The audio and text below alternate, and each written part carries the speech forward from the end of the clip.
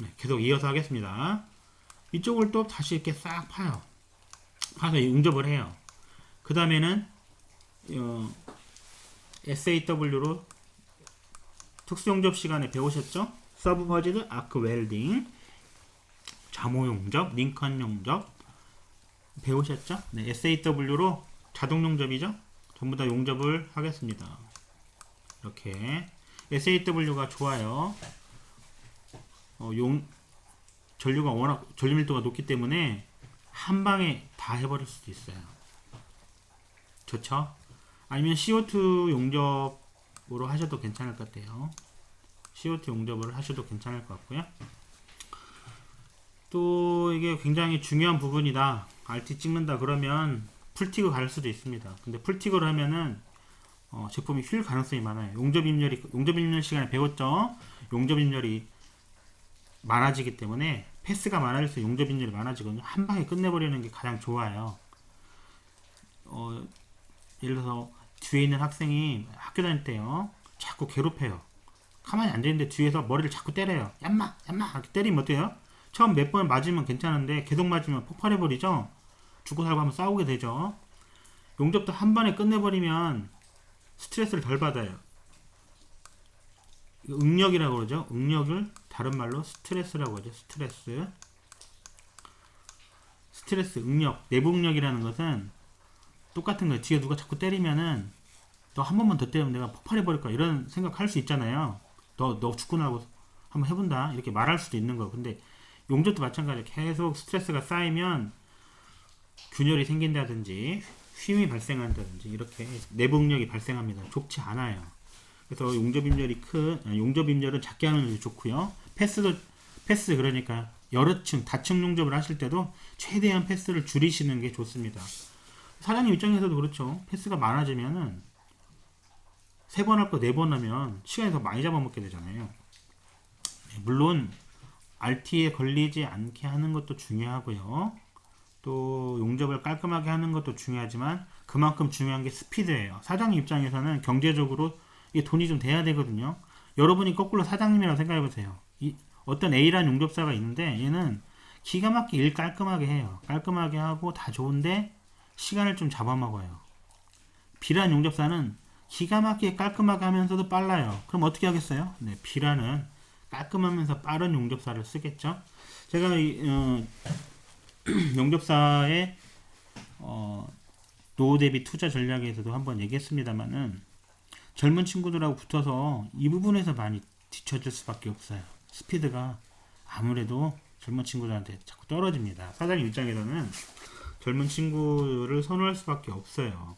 물론 또 젊은 친구들은 이런 것도 있어요. 술 먹으면 안 나오고 뭐 이렇게 근태가 아무래도 젊다 보니까 질풍노도의 시기이기 때문에 청소년이 아니지만은 뭐 그런 면에서는 또 묵직하게 기댈 수 있는 또 그런 나이 드신 용접사들한테는 그런 걸 기대할 수 있는데요. 또 젊은 친구들한테는 그 스피드 기대할 수 있습니다. 자, 어쨌든 그래서 이런 것을 엑스홈 가공이라 하고요. 보통 20mm에서 책에서는 지금 교재를 보니까 15에서 40mm 되어 있는데 보통 20에서 40으로 되어 있는 40mm로 되어 있는 책들도 많아요. 자, 그다음 자, 유홈 가공 볼까요? 유홈이라는 건 뭐냐면요. 아까 이렇게 가공하는 걸 V홈 가공이라고 한다 했죠? V홈 맞대기 이렇게 두 개를 마주보고 용접하면 V홈 맞대기 용접이거든요. 근데 얘가 루트 반지름을 좀 크게 하고 싶어요. 그러면 이렇게 하면 되겠죠? 이렇게 여기를 좀 더 이렇게 동그랗게 깎아내는 거예요. 이렇게 동그랗게 깎아내면 어떻게 될까요? 예, 아무래도 용입이 더 깊어지겠죠? 용입이 뭐예요? 우리 피부학과 시간에 배웠죠? 예, 녹은 깊이를 용입이라고 그러죠? 이렇게 여기만 녹는 바에 이만큼 더 많이 녹잖아요. 용입이 깊어지고 또 용접도 더 잘 되겠죠? 그 다음에 작업할 때 시야도 더 넓어지고 여러 가지로 좋습니다. 구조적으로 좋고요. 더 안전하고 튼튼합니다. 그래서 같은 것이라도 V홈보다는 U홈이 좀 더 낫다 볼 수 있습니다. 그래서 하중을 많이 받거나 구조적으로 좀 더 튼튼하면 좋겠다 생각하시면 V홈보다 U홈을 더 많이 써요. 자, H홈은 뭐냐? H홈. U홈도 V홈과 같아요. 20mm 이하에서 20mm 보통 이하에서 쓰고요. V홈에서 루트 반지름을 좀 더 크게 했다. 이렇게 생각하시면 될 것 같습니다. 자, H홈 볼까요? H홈. H홈은 뭐냐면 V홈인데 V홈을 U홈으로 바꾼 거예요. 이렇게. 아까 X홈 어떻게 돼요? X홈은 이렇게 됐잖아요. 이렇게. 이게 X홈. X홈은 V홈이죠? H홈은 어디 꼭 H자 같잖아요. 이게 보면은. 이게 꼭 H자 같죠? 꼭 이렇게 H 같죠? 그래서 H홈은 이렇게 X홈 형상은 X홈처럼 양쪽을 개선 치는데요. U홈으로 개선 치는 것을 H홈이라고 합니다. H홈도 마찬가지로 약 20, 책에 따라 15에서 20 이렇게 되는데 20부터 40mm 이하 이런 것들을 H홈이라 하고요. H홈이 아무래도 가장 구조적으로 가장 튼튼하겠죠. 그래서 굉장히 힘을 많이 받거나 정말 튼튼해야 되는 것은 X홈보다는 H홈이 좋습니다. 자, 그 다음 일면 개선형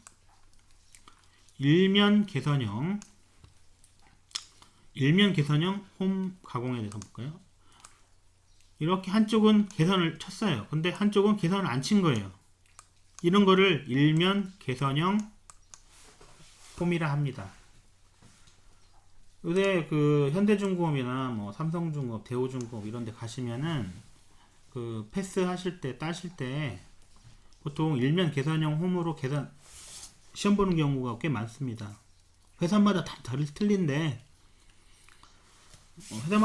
요 일면 개선형 홈으로 용접하는 경우가 있어요. 이런 경우 용접이 어떨까요?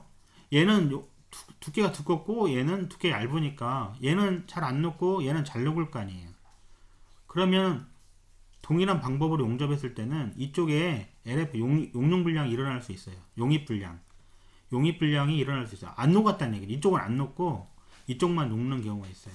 그래서 엑스레이 찍어보면 긴 선이 나타난다든지 막 이런 생겨요.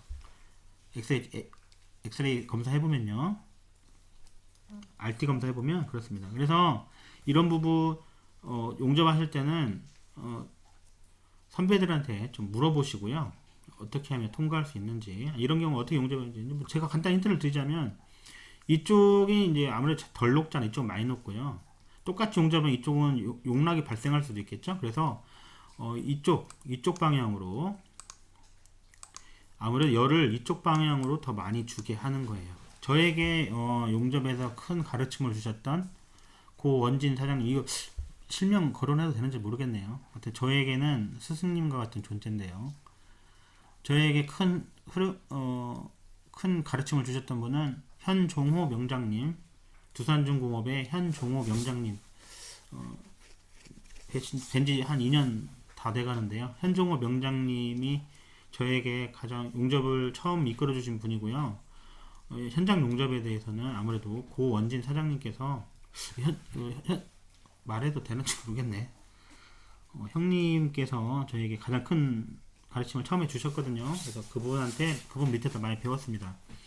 이런 것들은 그분들한테 선생님들한테 배운 건데요.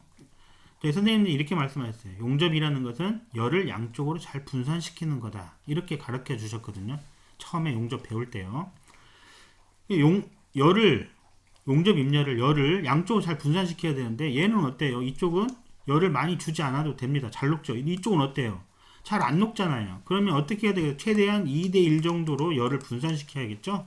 이쪽으로 열을 많이 가게 토치를 이렇게 틀어서 이쪽으로 열을 많이 가게 한다든지 아니면 이쪽에 2를 머물고 이쪽에 1을 머무는 하나 둘 하나 뭐 이런 식으로 리듬을 타서 용접하는 뭐 여러 가지 방법이 있겠습니다. 이런 것들은 각 회사마다 각 분파에 흐르는 비기가 있어요. 다 보시면 뭐 태극권, 뭐 낙랑권 뭐 이런 거 보면은 다 분파에 흐르는 이렇게 다 고수들이 가지고 있는 절정의 무술이 있잖아요. 그런 거는 현장에서 배우시면 됩니다. 자, 시간이 막 흘러가니까요.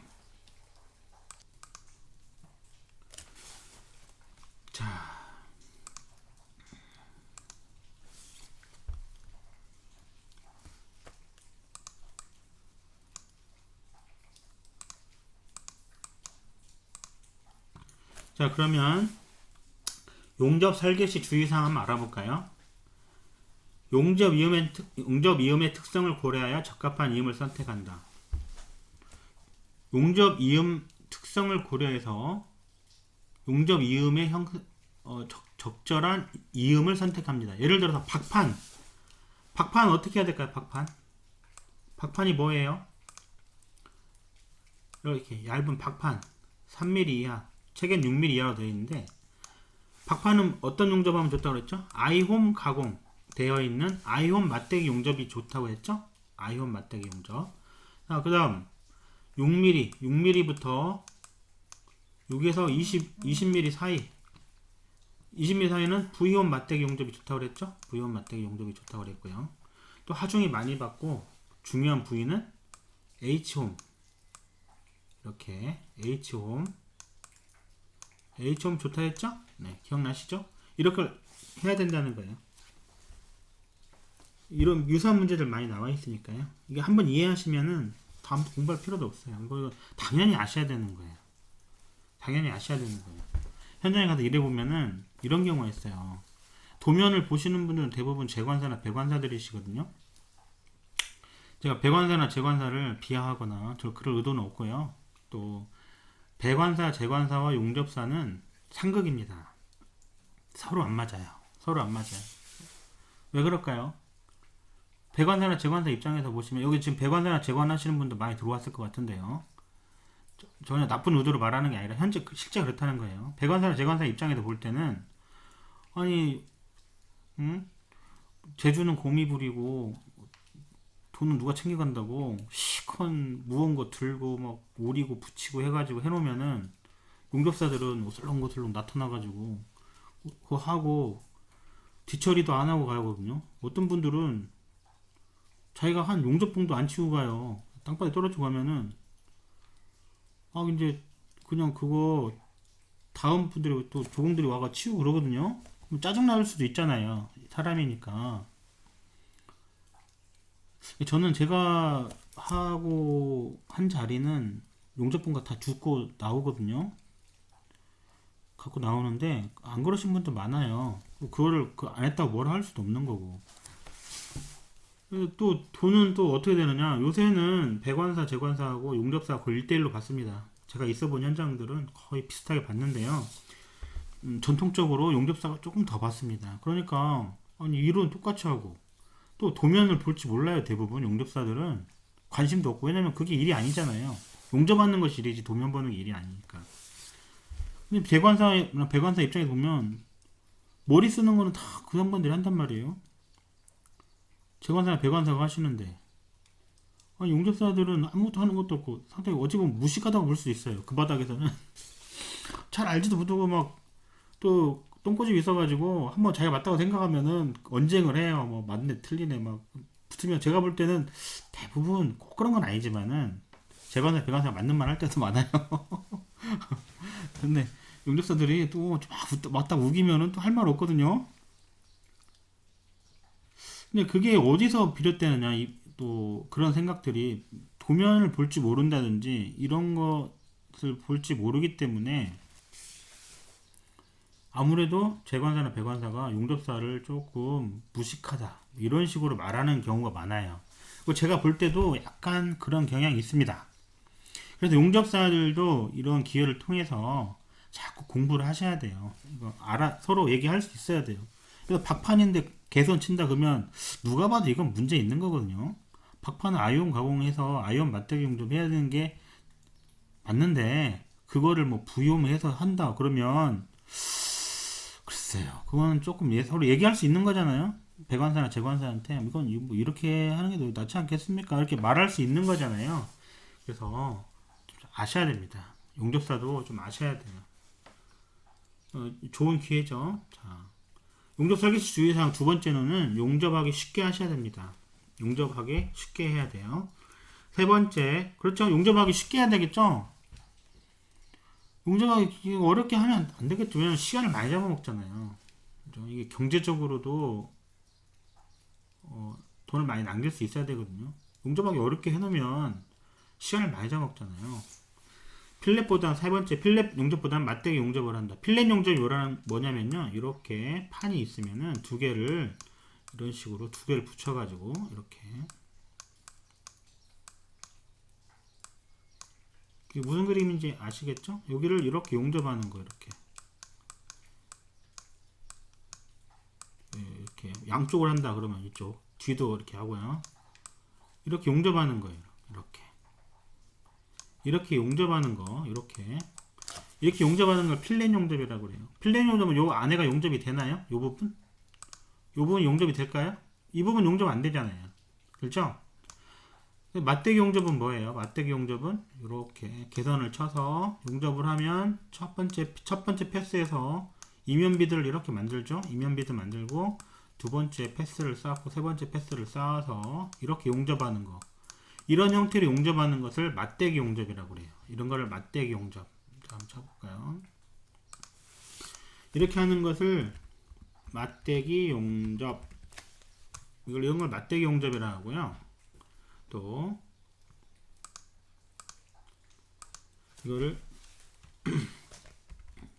필렛 용접이라고 쓴 데도 있고 필렛 용접이라고 쓴 사람도 있어요. 책 보면은 두 가지 다 혼용해 쓰시더라고요. 무엇이 맞다라고 제가 보니까 필렛 용접으로 되어 있는 게 한 반이고 필렛 용접으로 되어 있는 게 반이에요. 자, 필렛 용접보다는 맞대기 용접을 하시는 게 좋습니다. 이런 것보다는 될 수 있으면 이렇게 하라는 뜻이에요. 자, 변형이 최소화할 수 있는 용접 순서를 정한다. 현장에 용접해 보시면은 이 변형과의 전쟁입니다. 어떻게 하면 변형이 안 생길 건가? 용접을 하면요, 우리가 이렇게 용접을 하잖아요. 계산을 쳐서 이렇게 두 개를 용접했어요. 그러면 이렇게 패스를 쌓아서 이렇게 용접했잖아요. 그러면 우리가 생각하는 데 이렇게 반듯하게 남아있는 게 아니라 대부분 이렇게 휘어버려요.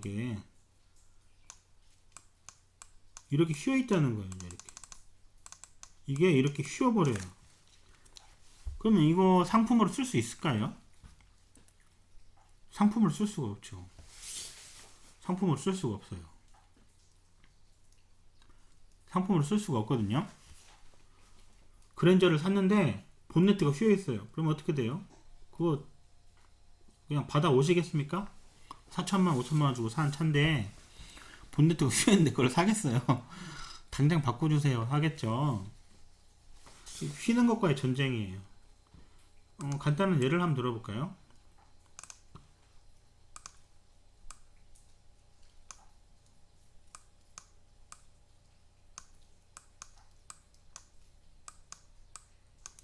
자, 얘는 필렛 용접이에요. 이렇게 필렛 용접이고요. 얘는 맞대기 용접이에요. 필렛 용접은 보통 한 패스로 쌓는 경우가 많거든요. 한 번 용접하고 끝이에요. 잘하면 두 번 정도도 하거든요. 맞대기 용접은 어때요? 이렇게 한 번 하고 두 번 하고 세 번 하고 여러 번 하겠죠? 네, 그러면 필렛 용접부터 해야 될까요? 맞대기 용접부터 해야 될까요? 한 가지 확실한 것은 만약에 필렛 용접을 했어요. 필렛 용접을 미리 해놨어요. 여기를 필렛 용접을 해놨는데 필렛 용접은 한 번 정도밖에 안 한다 했잖아요. 변형이 많이 안 생겨요. 그런데 맞대기 용접은 어떨까요? 맞대기 용접은 한 번 하고 두 번 하고 세 번 하고 뭐 이렇게 하면 열이 많이 들어가잖아요. 그렇죠? 맞대기 용접이 더 많이 휘겠죠? 네, 맞대기 용접이 패스도 많고 용접 입력이 더 많이 들어가기 때문에 맞대기 용접이 더 많이 휩니다. 만약에 필렛 용접을 미리 해놓은 상태에서 맞대기 용접을 하면 어떻게 될까요? 네, 이 부분이 휘어버리면서 이 부분이 이렇게 휘려는 성질이 생긴다 그랬죠? 그러면 얘는 가만히 있으니까 이 부분에 힘이 생겨요. 그러겠죠? 네, 이걸 이제 기계공학에서 모멘트가 걸리는 거죠. 돌리는 힘. 얘가